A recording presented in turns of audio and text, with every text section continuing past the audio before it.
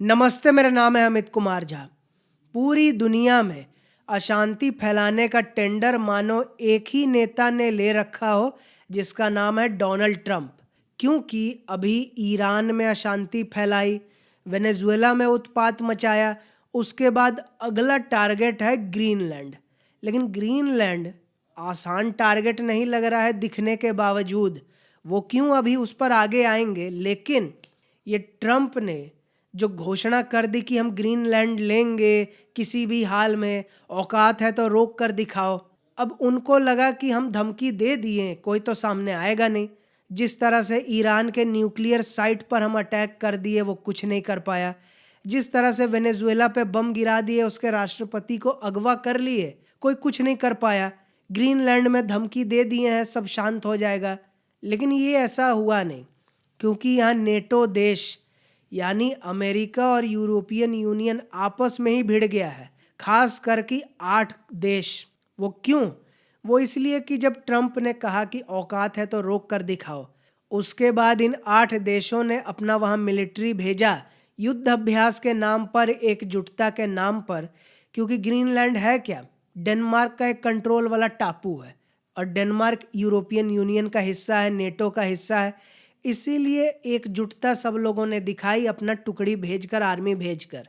तो जिन जिन देशों ने अपना मिलिट्री की टुकड़ी भेजी युद्धाभ्यास के नाम पर, तो ट्रंप उनसे इतना नाराज हो गए कि ट्रूथ सोशल पर जाकर लिख दिया कि जो भी मेरे बीच में आएगा सपने में ग्रीनलैंड का कब्जा करने का, उनको कीमत चुकानी पड़ेगी। और कीमत क्या है कि पहले से यूरोपियन यूनियन पर 15% टैरिफ लगा हुआ है, और इन 8 देशों पर, जिसमें डेनमार्क तो है ही क्योंकि ग्रीनलैंड उसके कब्जे में है, नॉर्वे हो गया, स्वीडन हो गया, फ्रांस जैसा बड़ा देश हो गया, जर्मनी हो गया, यूनाइटेड किंगडम हो गया, नीदरलैंड हो गया, फिनलैंड हो गया, खासकर एडिशनल 10% टैरिफ लगा दिया। 1 फरवरी से शुरू हो जाएगा।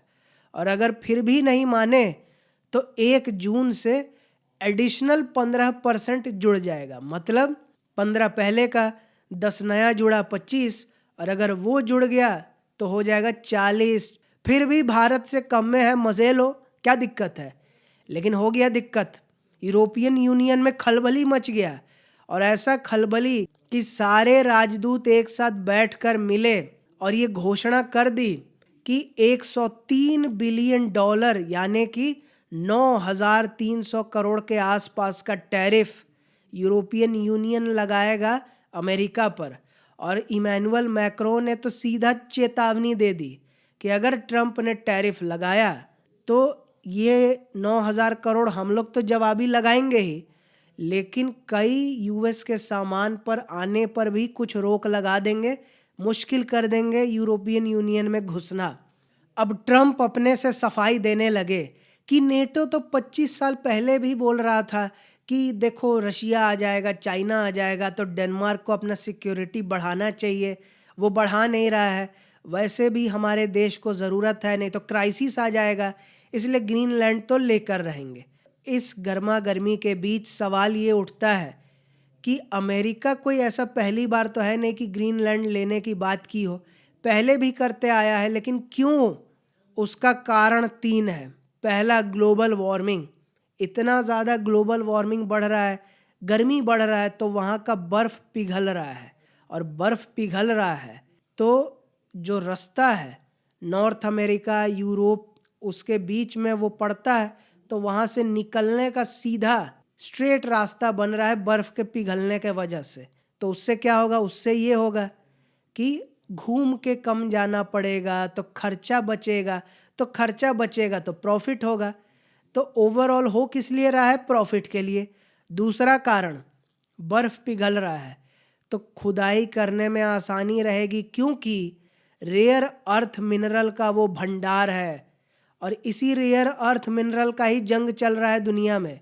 चाइना के पास भंडार है और इसी वजह से वो सेमीकंडक्टर का उत्पादन धड़ाधड़ कर पा रहा है। यही भारत भी कोशिश कर रहा है कि खुदाई करके निकाले। बलूचिस्तान में भी है, इसीलिए मुनीर और ट्रंप आपस में डील किया हुआ है। यही डेनमार्क में भी है। बर्फ़ पिघलेगी तो खुदाई आसानी रहेगी, तो वो अमेरिका को मिले, रूस और चाइना को ना मिले, हम आगे रहे, इसी वजह से ग्रीनलैंड पर कब्जा चाहिए। और तीसरा कारण वो क्या, कि मिलिट्री बेस कुछ हद तक तो है ही वहाँ, क्योंकि यूरोपियन यूनियन की हैसियत नहीं है कि अमेरिका को बेस भी बनाने ना दे, लेकिन उसको पूरा कंट्रोल चाहिए ताकि हर जगह पूरे टापू पर बेस हो। अब इस दादागिरी से ट्रंप को साइड इफेक्ट भी देखने को मिल रहा है कि पहला, देश के अंदर विरोध हो रहा है, बाहर ग्रीनलैंड और बाकी जगह तो इमेज खराब हो ही रहा है, विरोध हो ही रहा है कि फालतू में क्यों हर समय जंग, हर समय अशांति। अपने एलाई, अपने दोस्तों से तो बना के चलो, ये नुकसान है ही।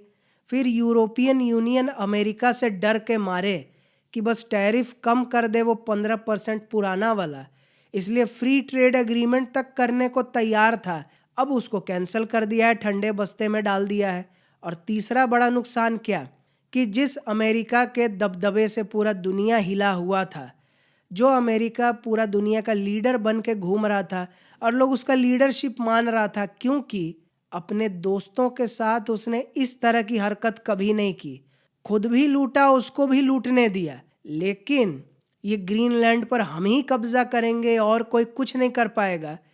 इस वजह से ये तलखी आ गया नेटो में ही, जिस नेटो के दम पर रशिया को दूर रखा हुआ है यूक्रेन से। ये नेटो ही भंग हो जाएगा, खंड खंड हो जाएगा, तो रशिया तो मिनटों में कब्जा कर लेगा यूक्रेन पर, क्योंकि नेटो के ही हथियार और हेल्प से यूक्रेन अभी तक चल रहा है, नहीं तो कब का खेल हो गया रहता। तो इन सारी हरकतों से क्या हो रहा है कि दुनिया जो अमेरिका लेड था, अब वो मल्टीपोलर वर्ल्ड तरफ जा रहा है। मतलब अपने अपने एरिया का अपना अपना मालिक, अपना अपना लीडर। जो जॉर्जिया मेलोनी ज़्यादा बोलती नहीं है ट्रंप के खिलाफ, इटली पर टैरिफ भी नहीं लगा है, उन्होंने भी ईयू के एकजुटता में कह दिया कि ये गलत बात है, इससे बड़ा दुष्परिणाम हो जाएगा। मतलब रशिया को यूक्रेन पर कब्जा करने का बहाना मिल जाएगा, चाइना को ताइवान पर कब्जा करने का बहाना मिल जाएगा, क्योंकि वेनेजुएला में तो कह दिया डिक्टेटर था, ड्रग्स था, ले लिए। ग्रीनलैंड में हमको रिसोर्सेस चाहिए, इस नाम पर चाहिए, तो वो तो रशिया भी यूक्रेन को कर लेगा, चाइना भी ताइवान को कर लेगा, तो उसको कैसे रोक पाएंगे। तो ये जो पूरा अशांति दुनिया में फैल जाएगा, इसलिए ग्रीनलैंड पर कब्जा का ख्याल छोड़ दो, ये ठीक नहीं है। अब मज़े की बात क्या है कि पीछे बैठा रूस और चाइना मज़े ले रहा है, क्योंकि उसकी तो निकल पड़ी। रूस के प्रवक्ता ने क्या कहा कि अपने डैडी ट्रंप, पापा ट्रंप को गुस्सा मत दिलाओ ईयू वालों, अभी 10% लगाया है, ना जाने आगे और क्या कर दे। मतलब मज़े ले रहा है। वो तो देख रहा है कि जैसे ग्रीनलैंड पे ट्रंप कब्जा करे कि हम भी धावा बोल दे यूक्रेन पर और तेज़ी से, क्योंकि फिर नेटो भी उसको बचा नहीं पाएगा, क्योंकि वो ग्रीनलैंड बचाएगा कि यूक्रेन बचाएगा, क्योंकि डेनमार्क का हिस्सा है वो ग्रीनलैंड, और डेनमार्क नेटो का हिस्सा है, यूक्रेन तो है भी नहीं, तो प्रायोरिटी तो ग्रीनलैंड तरफ हो जाएगा। चाइना अलग खुश हो रहा है कि तुम कब्जा करो, हम ताइवान पे हाथ मारेंगे। ये दोनों मज़े ले रहे हैं, खुश हो रहे हैं। और अगर अमेरिका और यूरोपियन यूनियन आपस में भिड़ता रहा तो हो सकता है कि रूस और चाइना घुस जाए, दो की लड़ाई में तीसरा घुस के वो कब्जा कर ले, क्योंकि रूस को भी तो चाहिए नेचुरल रिसोर्स, चाइना को भी चाहिए। चाइना को तो रेयर अर्थ मिनरल का बादशाह बनना है, ताकि कोई और ऑप्शन ना रहे, और वहाँ कब्जा होने से अमेरिका पर भी दबाव रहेगा, क्योंकि ऐसा स्ट्रेटेजिक लोकेशन है उसका। और तीसरा सिचुएशन जो कि मोस्ट प्रोबेबली होने वाला है वो क्या, कि अमेरिका कुछ हिस्सा ग्रीनलैंड का अपना कब्जे में लेगा, बाकी यूरोपियन यूनियन अपना जो रखा हुआ है रखे रहेगा, और मामला सेटल हो जाएगा, जस का तस नेटो बना रहेगा। तो मतलब देखना दिलचस्प है कि आगे होता क्या है, क्योंकि कल यानी कि 20 तारीख को ही वर्ल्ड इकोनॉमिक फोरम है, और जिन नेताओं पर लगाया है टैरिफ उन्हीं से ट्रंप जाकर मिलेंगे, तो क्या सिनेरियो होगा, क्या पिक्चर बनेगा, ये मज़ा आएगा देखने में। क्योंकि भारत तो मज़े ले रहा है, कुछ भी हो इधर उधर, जो भी मेरा जो प्रॉफिट आएगा उस पर हम जाएंगे, उसका हम साथ देंगे, क्योंकि देश हित सर्वोपरि। तो ग्रीनलैंड पर तो अलग ही लड़ाई चल रही है, लेकिन बाल ठाकरे का नाम किस तरह से राज और उद्धव ने डुबा दिया, मिट्टी में मिला दिया, इसको जानने के लिए इस वीडियो को ज़रूर देखें और इस वीडियो को देखने के लिए बहुत धन्यवाद।